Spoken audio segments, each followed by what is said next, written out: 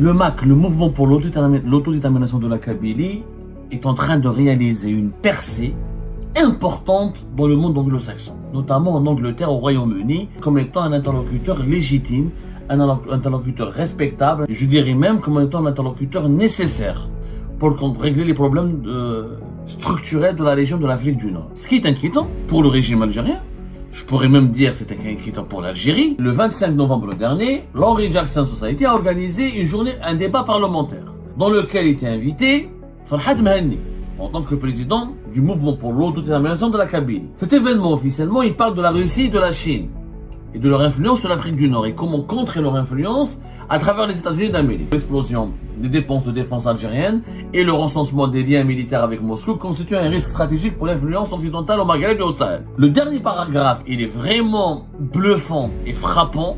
Et ça, c'est un virage dangereux. Washington peut néanmoins prendre l'ascendant sur ses adversaires en élargissant les accords d'Abraham au-delà des acteurs étatiques traditionnels afin d'inclure les nouveaux acteurs régionaux d'Afrique du Nord. Donc nous avons un responsable du gouvernement britannique qui dirige un événement parlementaire britannique dans lequel il est préconisé que le MAK soit reconnu comme un interlocuteur légitime et fiable par les États-Unis d'Amérique et l'Occident et de l'inclure dans les accords d'Abraham avec Israël. C'est un message clair au régime Tebboune. Les accords d'Abraham sont une réalité obligatoire. Le MAK, le mouvement pour l'autodétermination de la Kabylie, est en train de réaliser une percée importante dans le monde anglo-saxon, notamment en Angleterre, au Royaume-Uni et à Londres. Le MAK est en train d'être considéré par plusieurs forces politiques, par plusieurs lobbies en Grande-Bretagne comme étant un interlocuteur légitime, un interlocuteur respectable, un interlocuteur influent, je dirais même comme étant un interlocuteur nécessaire pour régler les problèmes structurels de la région de l'Afrique du Nord. Le MAK est en train d'étendre sa toile et ses réseaux en Grande-Bretagne et tout cela démontre ce que nous avions dit depuis le début, depuis 2021, quand nous avons dit que c'était une erreur fondamentale que le régime Tebboune a encore une fois commise, parce qu'il n'en est pas à sa première, que là c'est le MAK, qui est un mouvement pacifique, séparatiste, oui, mais ça reste un mouvement pacifique, il n'a pas recouru aux armes, il n'a pas déclenché des émeutes armées, il n'a pas pris le maquis, contrairement à d'autres groupes, contrairement aux groupes armés islamistes, par exemple, dans les années 90. Classer le MAK depuis mai 2021 comme étant un mouvement terroriste, c'est lui faire de la publicité, c'est lui redonner une influence, c'est de susciter la curiosité de la communauté internationale autour de ce mouvement, c'est aussi faire de lui un mouvement qui est persécuté pour ses opinions. Quand on est persécuté pour ses opinions, on intéresse plusieurs composants de la communauté internationale et on peut avoir une certaine légitimité pour s'exprimer et pour dire on est victime. Le régime Tebboune, il a offert sur un plateau au nord, je dirais même en diamant, le statut de victime au MAK. C'est le meilleur service qu'il peut rendre à ce mouvement séparatiste. Ce qui est inquiétant pour le régime algérien, je pourrais même dire c'est inquiétant pour l'Algérie, parce que moi je respecte totalement encore une fois les membres du MAK et leurs opinions, mais je ne partage pas du tout leur vision de l'avenir de l'Algérie et de son présent, et je n'hésiterai pas à débattre avec eux, sans les considérer comme terroristes, je n'hésiterai pas à leur parler, à les affronter sur le plan intellectuel, sans les diaboliser, parce qu'encore une fois, les mouvements radicaux, plus on les diabolise, plus on les persécute, plus ils montent en puissance, plus ils se renforcent. C'est ça ce que les régimes autoritaires comme le régime Tebboune n'arrivent pas à comprendre. C'est qu'on n'élimine pas la radicalité ou l'extrémisme par la persécution et par l'extrémisme lui-même. Ce qui est inquiétant, c'est que le 25 novembre dernier, au niveau du Parlement britannique, un événement a été organisé concernant comment reprendre l'Afrique du Nord à la Russie et à la sphère d'influence de la Chine. Vous allez me dire, quelle est la relation avec le MAK? C'est ce que je me suis posé comme question. Dans cet événement, organisé par un lobby très important en Grande-Bretagne, qui s'appelle le Henry Jackson Society. Henry Jackson Society, c'est un cercle de réflexion, ce qu'on dit en anglo-saxon, en anglais, think tank. C'est un think tank qui a été fondé en 2005 et qui est spécialisée dans la promotion d'une politique néoconservatrice très proche de ce qu'on appelle les néoconservateurs américains, qui forment le nid des soutiens de Donald Trump actuellement, et qui ont pour valeur de défendre par la force, c'est le faux, la démocratie, les valeurs de l'Occident, les valeurs de la démocratie libérale, et se montrer, d'imposer, de défendre l'ordre international imposé par les États-Unis ou dominé par les États-Unis d'Amérique. Henry Jackson, c'est un activiste américain très connu dans l'histoire des États-Unis d'Amérique, qui était un sénateur américain du XXe siècle, qui a été connu pour son engagement en faveur des droits civiques, de l'environnement, et qui était très opposant, virulent, très engagé contre le communisme, et qui soutenait une politique étrangère très ferme. Justement, le Henry Jackson Society, il est d'accord il soutient quasiment, il défend quasiment la nécessité des interventions militaires pour imposer le respect des droits humains, pour imposer le respect des libertés démocratiques ou des démocraties et des intérêts de l'Occident. Le Henry Jackson Society, il défraie un peu la chronique en Grande-Bretagne. Pour ses positions, beaucoup de ses détracteurs considèrent qu'il a des positions islamophobes. Il est très critique concernant l'immigration musulmane dans les pays occidentaux. Il est très critique concernant la question de la présence de l'islam dans les pays occidentaux, notamment en Grande-Bretagne et aux États-Unis d'Amérique. Donc, c'est un think tank conservateur, très néoconservateur, très proche de l'idéologie trumpiste et qui est favorable à un ordre mondial musclé qui préserve les intérêts de l'Occident et des démocraties occidentales. Le 25 novembre dernier, l'Henry Jackson Society a organisé un débat parlementaire, dans lequel était invité Farhat Mahanni, en tant que président du mouvement pour l'autodétermination de la Kabylie. On nous a assuré qu'il n'était pas présent lui-même et que le MAC a été représenté par un autre responsable que Farhat Mahanni. Donc le MAC a été mis à l'honneur par cet événement qui a été dirigé par quelqu'un de très influent en Grande-Bretagne. Il s'appelle Lord Eric Pickles, ou Pickles, je sais pas comment ça se prononce en anglais. Lord Pickles, qui préside la fondation, qui est l'un des dirigeants de la fondation britannique pour le mémorial de l'Holocauste, et qui est considéré en Grande-Bretagne comme l'un des éminents dirigeant du lobby pro-israélien en Grande-Bretagne. Eric Pickles, est un éminent dirigeant du Conservative Friends of Israel, un groupe de pression pro-israélien en Grande-Bretagne. Il était aussi un haut responsable du gouvernement. Il était le président du Parti conservateur de 2009 à 2010, qui est l'un des plus grands partis en Grande-Bretagne. Ils ont deux grands partis. Comme les États-Unis, ils ont les républicains et les démocrates. En Grande-Bretagne, ils ont les conservateurs et les travailleurs et les travaillistes. Il était envoyé spécial du Royaume-Uni pour les problèmes post-Holocauste, depuis en décembre 2015. Par la suite, auparavant, il était secrétaire d'État aux communautés et au gouvernement local de 2010 à 2015. Il a travaillé sous l'égide de l'ancien premier ministre britannique, David Cameron. Donc, c'est quelqu'un il est député britannique, il a été député de 1992 à 2017, pendant 25 ans. C'est un personnage politique très influent, mais vraiment très influent. Il est responsable du gouvernement britannique, acteur clé du lobby pro-israélien ou d'un groupe de pression favorable à Israël en Grande-Bretagne.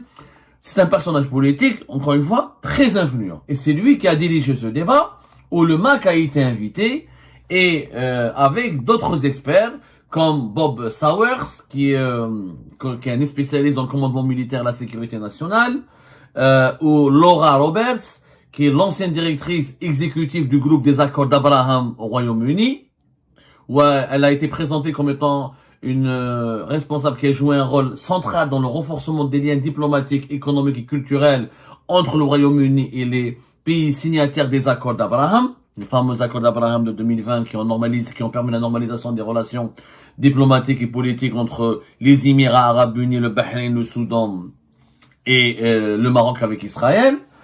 Elle occupe en ce moment le poste de directrice diplomatique à Gibraltar, qui est un territoire britannique. Et vous avez aussi Barak Sener, qui était un chercheur associé qui travaille pour la Henry Jackson Society et qui dirige un forum qui s'appelle le Strategic Intelligentsia et du Gulf Future Forum. Il est un spécialiste du Moyen-Orient et spécialiste du Moyen-Orient notamment et des pays du Golfe. Il a même travaillé auprès de l'OTAN, etc. Et il est même présenté comme étant très proche d'Israël et de certains dirigeants israéliens. Donc vous avez Farhad Mahani qui est présenté dans cette conférence. Le plus inquiétant pour moi du point de vue des intérêts de l'Algérie, c'est que dans le préambule, quel était l'ordre du jour de cet événement parlementaire britannique du 25 novembre 2025.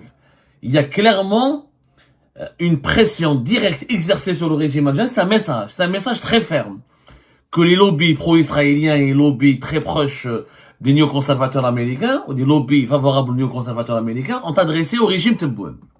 Cet événement, officiellement, il parle de la Russie et de la Chine, et de leur influence sur l'Afrique du Nord, et comment contrer leur influence à travers les États-Unis d'Amérique. L'événement est présenté ainsi. La Chine et la Russie mènent une offensive déconcertée contre l'ordre libéral dominé par les États-Unis d'Amérique en Afrique du Nord, combinant influence économique et sécuritaire pour remodeler la dynamique régionale. Pékin déploie ses investissements liés aux nouvelles routes de la soie, tandis que Moscou s'appuie sur des réseaux de mercenaires et des armes commerciales pour accéder aux infrastructures stratégiques et aux ressources naturelles. Ensemble, la Chine et la Russie, c'est-à-dire, elles alimentent l'instabilité en exacerbant les rivalités existantes et en promouvant un ordre multipolaire alternatif hostile aux intérêts occidentaux. Cette influence sino-russe croissante a renforcé les tendances autoritaires dans toute la région, où les régimes durcissent désormais leur contrôle des libertés civiles et religieuses afin de maintenir la stabilité intérieure. L'Algérie en est un exemple frappant. Principal client de Moscou en matière d'armement en Afrique et partenaire énergétique de clé pour la Russie et la Chine, le pays a simultanément intensifié la répression sur son territoire, notamment contre les minorités religieuses et la population kabyle, forte de 10 à 12 millions de personnes, qui aspirent à une plus grande autonomie. Des responsables américains, dont le secrétaire d'État Marco Rubio, ont averti que l'explosion des dépenses de défense algériennes et le recensement des liens militaires avec Moscou constituent un risque stratégique pour l'influence occidentale au Maghreb et au Sahel. Mais ça, Marco Rubio a tenu ces propos-là avant d'être nommé, avec l'élection, avant le retour de Donald Trump, fin 2024, au pouvoir, à la tête des États-Unis d'Amérique, quand il était sénateur de la Floride. Je dois être précis. Le dernier paragraphe, il est vraiment bluffant et frappant.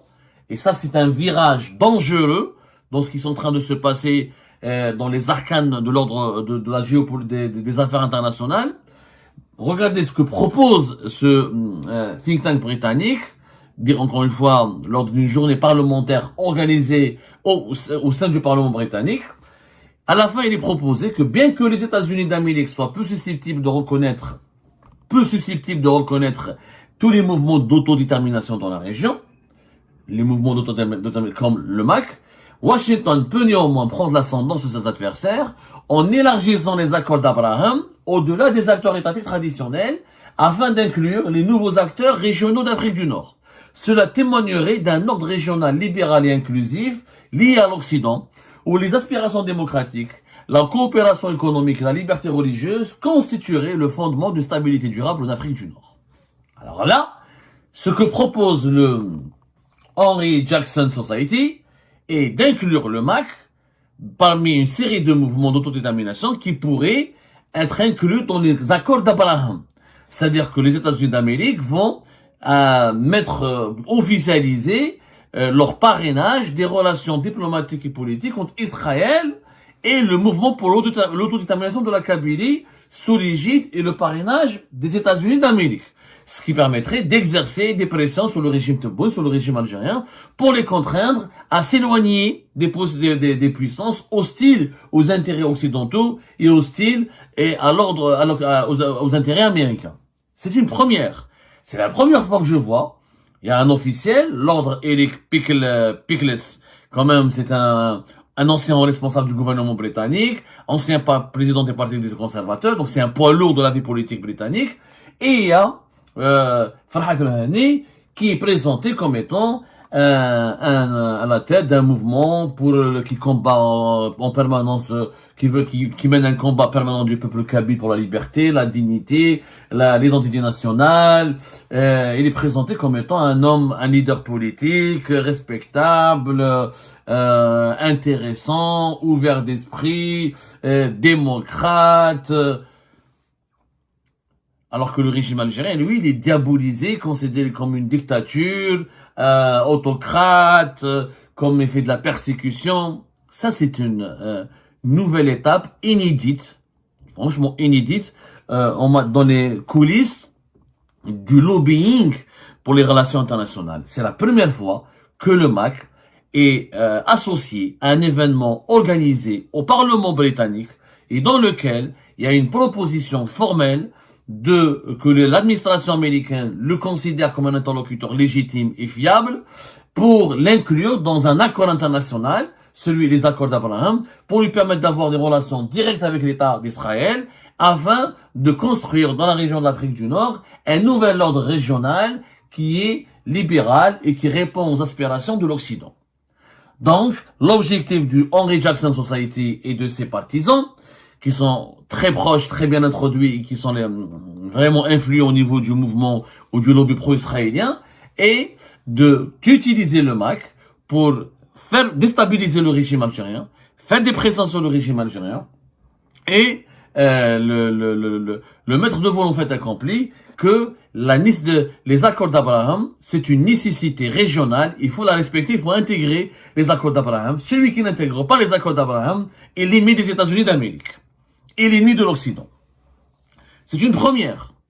Est-ce qu'ils sont sincères? Est-ce que là, je ne peux pas me prononcer sur leurs intentions. Je peux pas vous dire que le Henry Jackson Society n'est pas sincère à l'égard du MAC, où il veut juste instrumentaliser le MAC, où il veut juste exploiter le MAC, où il veut juste présenter le MAC comme étant un élément, comme un pion dans la région. Je ne sais pas, je peux pas vous dire cela, peut-être qu'ils sont sincères. Tout ce qu'ils considèrent le MAC comme étant un mouvement libéral, favorable aux intérêts de l'Occident, un mouvement intéressant, ou un mouvement beaucoup plus viable que le régime de Tebboune, que le régime algérien. C'est possible, on en parlera plus tard.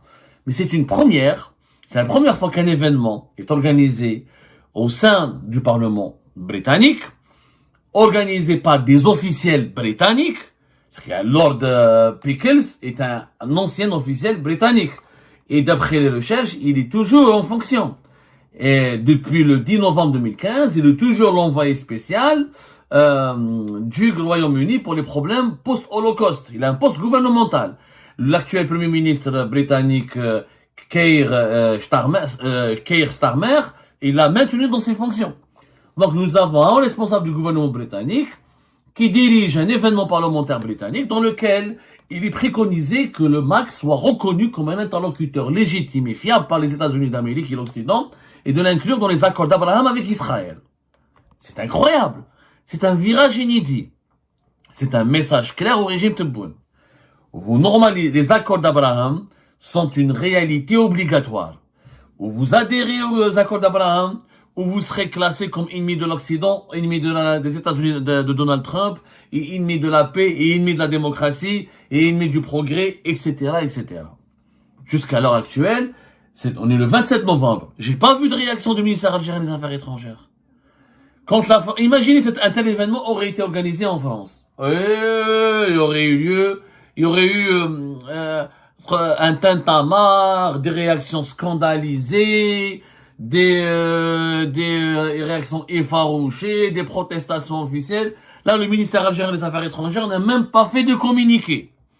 Vous avez un responsable du gouvernement britannique qui anime un débat au Parlement britannique en mettant en valeur un mouvement séparatiste, qui préconise est-ce que ce mouvement séparatiste soit reconnu comme un interlocuteur légitime par les puissances occidentales, surtout par les États-Unis d'Amérique. Pas une réaction du gouvernement algérien. Pourquoi? Parce que le gouvernement algérien sait très bien que le régime Tebboune, c'est très bien que la Grande-Bretagne, la Grande-Bretagne n'a pas beaucoup d'intérêt en Algérie. La Grande-Bretagne, mis à part quelques relations économiques, etc., et le British Petroleum, elle a quitté l'Algérie depuis ces dernières années. Les relations britanniques sont pas très, il n'y a pas beaucoup d'Algériens en Grande-Bretagne, très peu de Britanniques viennent visiter. Les intérêts sont vraiment limités. Donc le régime algérien, même il s'est scandalisé, où la Grande-Bretagne, c'est une puissance, c'est un membre permanent du Conseil de sécurité de l'ONU, est l'un des pays les plus riches de la planète. Donc le régime algérien n'a aucun atout. Il n'y a pas des laissez-passer consulaires, beaucoup de délinquants algériens en Grande-Bretagne. Il y en a quelques-uns. Il n'y a pas le régime algérien n'a aucune pression, n'a aucun outil de pression, n'a aucun instrument de pression, n'a aucun levier de pression sur la Grande-Bretagne. Il peut pas faire du chantage. Il peut pas, d'ailleurs, même s'il rappelle son ambassadeur, les Britanniques, un ambassadeur à la ça leur fera ni chaud ni froid. Ce qui démontre que le régime algérien sait très bien il a ses seuls leviers de pression. Il ne peut les utiliser qu'avec la France. Parce qu'en France, il y a 5 millions d'Algériens ou 5 millions d'individus qui ont une relation directe ou indirecte avec l'Algérie. Il y a des problèmes migratoires, il y a des problèmes de coopération sécuritaire, il y a les intérêts économiques de la France en Algérie sont beaucoup plus importants, beaucoup plus puissants, nettement beaucoup plus importants, beaucoup plus puissants que les intérêts économiques de la Grande-Bretagne. Et l'Algérie, le régime algérien, c'est très bien que c'est la France qui il y a une spécificité dans les relations avec la France. C'est pour ça qu'il se concentre que sur son conflit avec la France. Il ne peut pas se permettre d'enclencher un conflit avec les autres pays. Il a déclenché un conflit avec l'Espagne, qui n'a rien donné. Au bout de 2 ans, il a normalisé. Qui n'a absolument rien donné, qui n'a pas ébranlé les Espagnols. Les Espagnols sont restés calmes, sereins, ils ont continué à secourir les haragas algériens, ils ont continué à appeler à la désescalade, ils ont continué d'appeler au dialogue, ils n'ont pas pris la moindre sanction contre les Algériens et les Algériens. Tout seul, le régime algérien est revenu à de meilleurs sentiments parce que il pouvait pas se permettre d'avoir une crise avec l'Espagne, une crise avec la France. Et aujourd'hui, c'est très bien que le régime algérien ne peut pas se permettre d'avoir une crise avec la Grande-Bretagne. Ce qui ne l'aurait pas empêché de manifester sa colère et de protester publiquement. Mais s'il avait protesté publiquement, il aurait révélé au grand public cette information. Et là, le régime Tebboune, comment il va expliquer au grand public, aux Algériens et aux Algériens, que le MAC aujourd'hui, il est considéré comme un interlocuteur légitime par des lobbies puissants en Grande-Bretagne. Parce que jusqu'à aujourd'hui, le régime algérien a fait croire à sa population que le MAC, il est soutenu que par la France, que par certains lobbies français, que le MAC n'est connu qu'en France, que le MAC est uniquement dynamique en France, ce qui est complètement faux. Le MAC est maintenant beaucoup plus influent, de plus en plus influent en Grande-Bretagne, de plus en plus influent au Canada, et il est en train de s'implanter dans d'autres pays hors France. Farhad Mehani vit en France, pour des raisons démographiques, le nombre des partisans du MAC sont plus nombreux en France qu'ailleurs, dans les autres pays occidentaux, mais le MAC est en train de tisser sa toile d'araignée. Pourquoi? Et ça, je reviendrai au point dont on parle. À cause de la persécution du régime Tebboune. Aujourd'hui, certains lobbies occidentaux, quand ils comparent le MAC avec Tebboune, le MAC, c'est malgré la répression, malgré les emprisonnements, malgré la persécution, malgré le classement comme étant mouvement terroriste, le MAC n'a pas pris les armes, le MAC n'a pas enclenché des actions violentes, le MAC reste pacifique, le MAC reste, il privilégie les voies diplomatiques, il fait que de la politique pacifique, alors que le régime algérien, il condamne à mort, il persécute, il veut assassiner ses opposants à l'étranger, il veut les kidnapper, il veut les agresser. Donc, malheureusement, les lobbies occidentaux, ils sont en train d'exprimer, ils ont de l'empathie pour le MAC, ils commencent à avoir de l'empathie, de la sympathie pour le MAC. Parce qu'en face du MAC, il y a un régime qui est violent, qui est musclé, qui est brutal, et qui, quelque part, inconsciemment, est en train de faire les affaires du MAC. C'est ça ce qui est dangereux.